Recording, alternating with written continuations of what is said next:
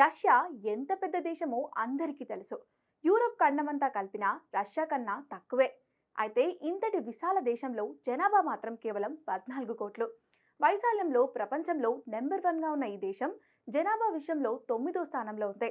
కొంత కాలంగా సంతాన ఉత్పత్తి రేటు తగ్గుతూ వస్తుంది. ఈ పరిస్థితి ప్రభుత్వాన్ని కలవరపెడుతుంది. సంతాన ఉత్పత్తిని పెంచేందుకు పుతిన్ సర్కార్ ఎప్పటికప్పుడు కొత్త స్కీమ్లు తెస్తుంది. నగదు ప్రోత్సాహకాలు అందిస్తుంది. అయినా పెద్దగా ఫలితం కనిపించడం లేదు.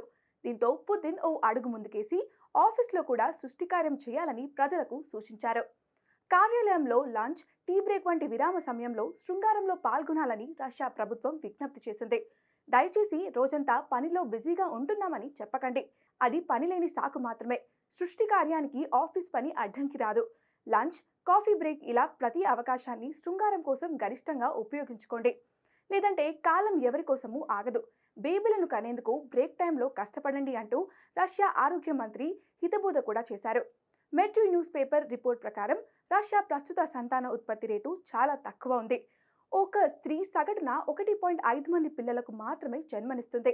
ప్రపంచ జనాభా స్త్రీరీకరణ అయిన 2.1 కంటే ఇది చాలా తక్కువ ఉన్నందున పుతిన్ తాజా ఆదేశం వచ్చింది. ఇక యుక్రెయిన్తో కొనసాగుతున్న యుద్ధం కారణంగా దేశ జనాభా కూడా క్షీణించింది. దీనివల్ల 10 లక్షల మందికి పైగా ప్రజలు దేశం విడిపోయారు. ఈ నేపథ్యంలో సంతాన ఉత్పత్తి సామర్థ్యం కలిగిన 18 నుండి 40 సంవత్సరాల మధ్య వయసు గల స్త్రీలు ఉచిత సంతాన ఉత్పత్తి స్క్రీనింగ్లు పాల్గొనేలా ప్రభుత్వం ప్రోత్సహిస్తుంది. జనన రేటును పెంచే లక్ష్యంతో ఆర్థిక సహాయాన్ని కూడా అందిస్తున్నారు. 24 సంవత్సరాల కంటే తక్కువ వయసు ఉన్న మహిళలు వారి మొదటి బిడ్డ పుట్టినప్పుడు 1.02 లక్షల రూబుల్స్ చెల్లిస్తారు. మన కరెన్సీలో ఇది దాదాపు 10 లక్షల రూపాయలు. ఇక రష్యా వ్యాప్తంగా అబోర్షన్పై అనేక నియంత్రణలు అమల్లో ఉన్నాయి. అలాగే పిల్లల్ని కనడం, పెంచడం అనేది మహిళల ప్రాథమిక బాధ్యత అంటూ ప్రజల ప్రతినిధులు, మహా పెద్దలు బ్రెయిన్ వాష్ చేస్తున్నారు. మరోవైపు విడాకుల ఫీజులను కూడా పెంచారు. ఈ నెల ప్రారంభంలో విడుదల చేసిన అధికారిక డేటా ప్రకారం రష్యా 2024 ప్రథమార్థంలో 25 సంవత్సరాలలో అతి తక్కువ జనన రేటును నమోదు చేసింది. జూన్లో జననాలు మొదటిసారిగా 1,00,000 కంటే తక్కువగా పడిపోయాయి.